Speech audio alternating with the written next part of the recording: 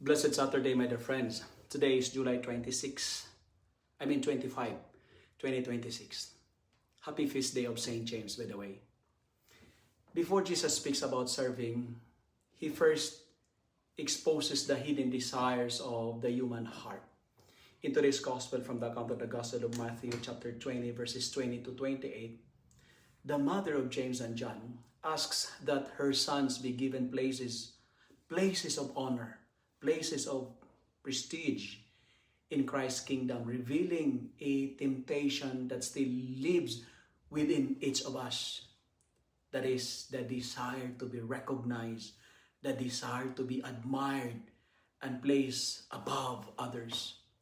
Yet Jesus lovingly redirects their ambition by pointing not to a throne, but to a cup. The cup of sacrifice, the cup of suffering, and the cup of self-giving love. He teaches that in God's kingdom, greatness is never measured by power. It is never measured by prestige, by titles or influence, but by the depth of one's humility and the willingness to serve.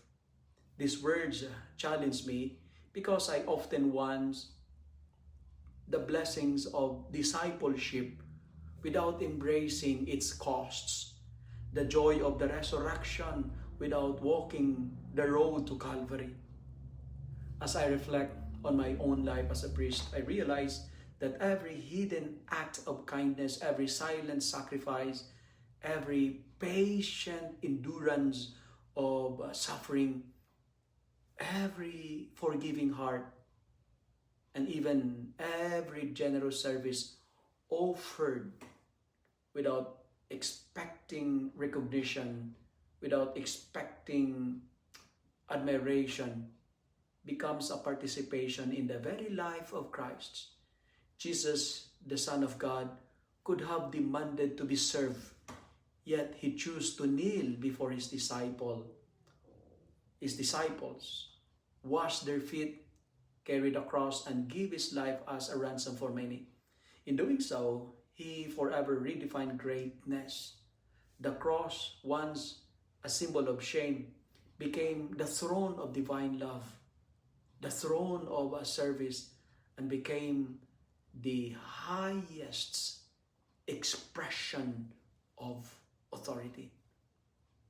As we celebrate the feast of St. James, today's Gospel invites all of us to examine not what we do, but why we do it.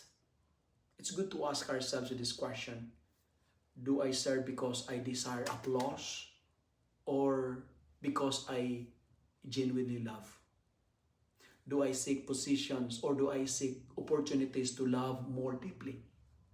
The Lord reminds me that the most beautiful lives, often the quietest ones, lives poured out in love without fanfare, known perhaps by few on earth, but treasured by heaven. Whether in my family, my workplace, my parish, my community, my family circle, or my community, every moment becomes an opportunity to imitate Christ by choosing compassion over competition, by choosing humility over pride, and by choosing service over self-interests. My dear friends, my dear brothers and sisters, the world may celebrate those who rise above others, but God exalts those who stoop down to lift others up. In the end, the path to lasting glory is not found in seeking the highest seat, but in faithfully following Jesus on the humble road to the cross. Road of the cross, for those who lose themselves in love, will ultimately find the fullness of life in Christ himself. Let me end my reflection by saying, if you wanted to go up, we need to go down. If you love and like this reflection, kindly share it with your friends, share it with your family, make the word of God viral so that many will be blessed.